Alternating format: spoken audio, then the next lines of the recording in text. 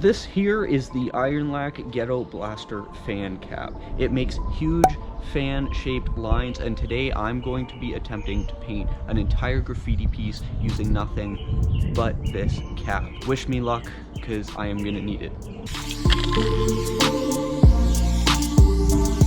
So I'm actually gonna try and buff this out just so we have a nice clean surface to write on. That's the kind of line we're dealing with here though, and you can see how skinny you get when you go sideways with the can. So that is what we are working with.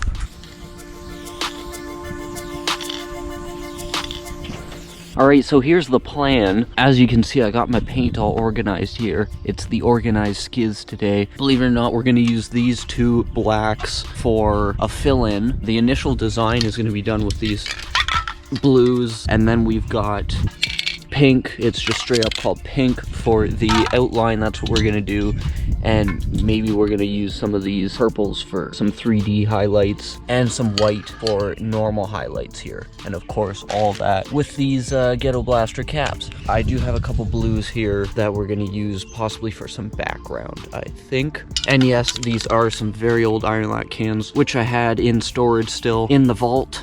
I like these because these ones with the smaller logo are even older than these ones with the bigger logo. You don't get those anymore. You don't even see them. Yeah, so let's get this started.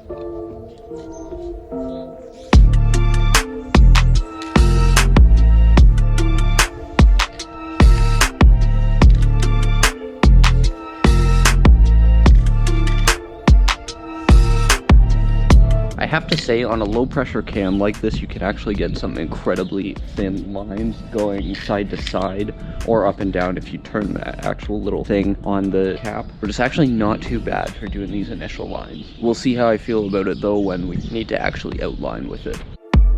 I apologize that the silver is so bright, so I'm gonna give you a close-up of the initial lines here, and I actually don't have any silver left, so I can't do any erasing. So what we're actually gonna do is just start the fill-in right away.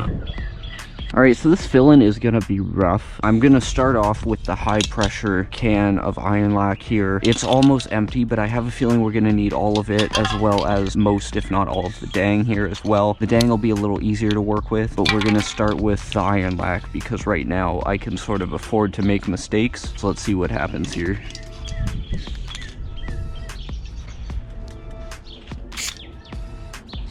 Oh my.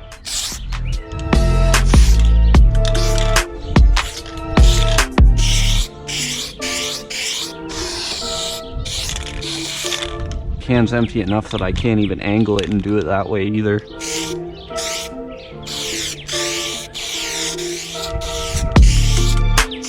Yeah, the sideway lines are brutal here already. So far, not too bad.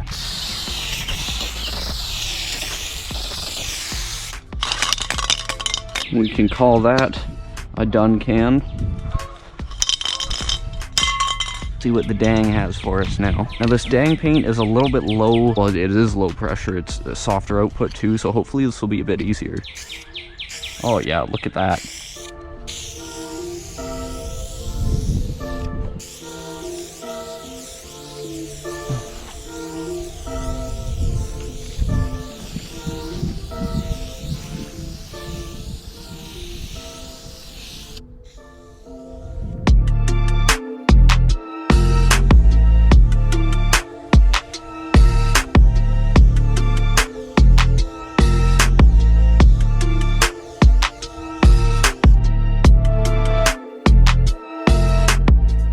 One thing it's good to get in the habit of doing is actually doing fill-ins with your thumb like this. You have a bit less control, but that's actually okay when you're doing a fill-in, and then that saves your trigger finger for when you need the precision with the outline. Little pro tip for you there. We have a little bit of black left. That's going to be for cutbacks, and believe me, we will need some cutbacks.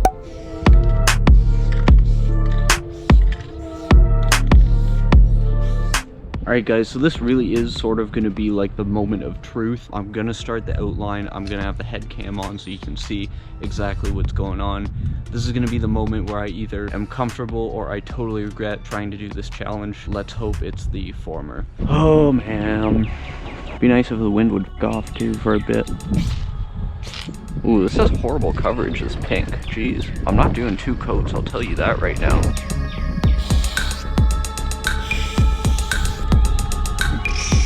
Okay. And we're off. Jesus. Do get a bit of overspray with these caps, but I don't know what exactly I can do about that. Maybe some cutbacks. We'll see. So we'll see how the whole damn thing goes, really.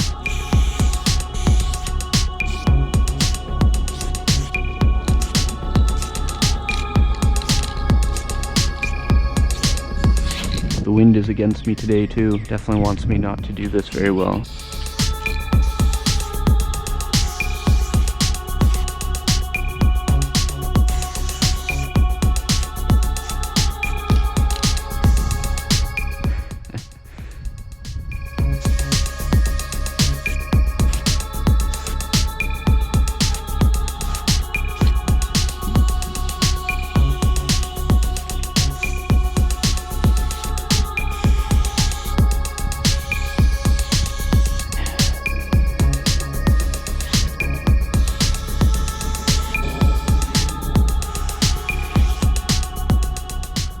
Alright guys, we're gonna do the 3D and then start cutting back this mess with the black.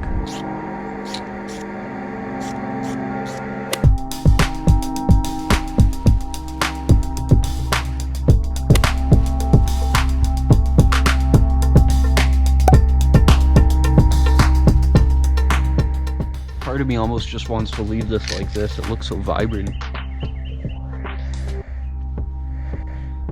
What can we fix?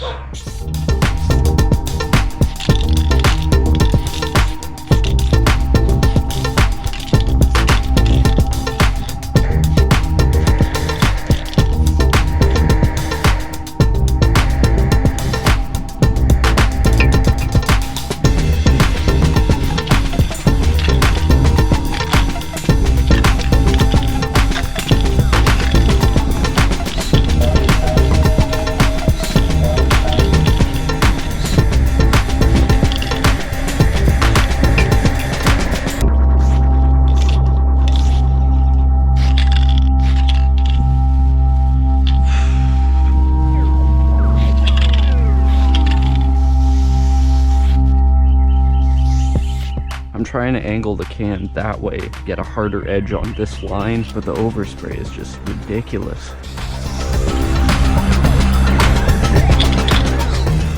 This cap right here has the little thing turned sideways. I'm gonna take advantage of that a little bit.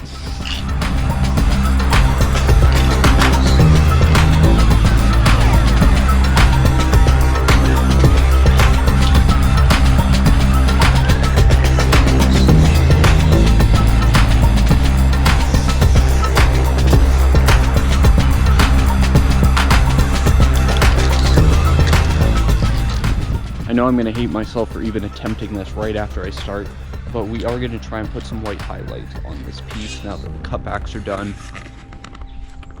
Cutbacks, they didn't go that badly actually. Like, I'm pretty okay with this in terms of the cutbacks. So let's see if we can finish this off. We're definitely getting close to being finished and having something worthwhile here, so I'm going to try and not ruin it.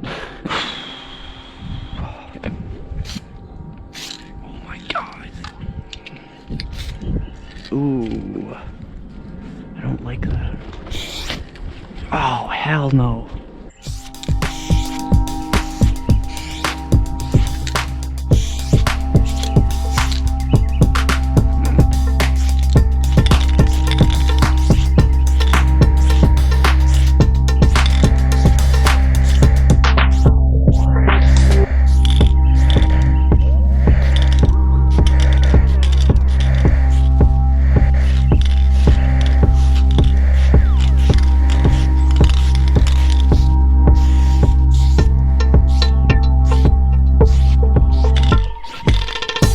Sometimes it works out, sometimes it doesn't.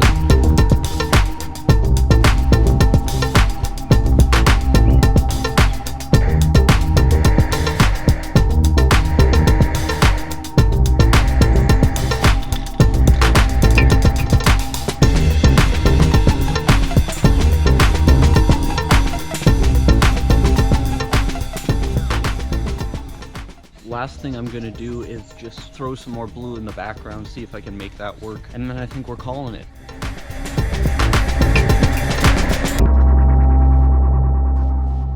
Alright guys, this is every color that was used. Pretty one-dimensional color scheme, really, but we are done. Let's see what we're dealing with here.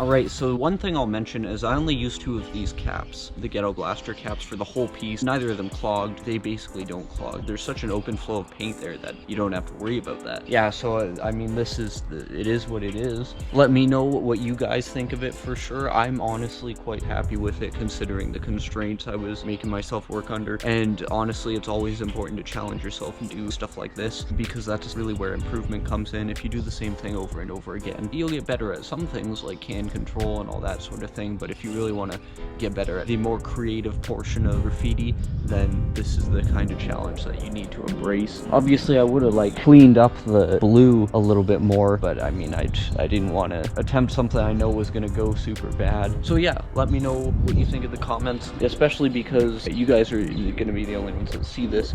I'm the only one that sees this in person. Basically when I'm done I take this poly tarp down and I'm the only one that's ever going to see this piece in person. That being said, usually I'm not too upset about taking a piece down. This one, to be honest, I'm happy enough with it considering the constraints. If you want to know more about the Ghetto Blaster cap, I did a full review of it. It's posted on my channel. I'll link it on screen now. Head over there to look at a review of this where we actually get into the specs of this cap and all of that. If you enjoyed the video, consider subscribing.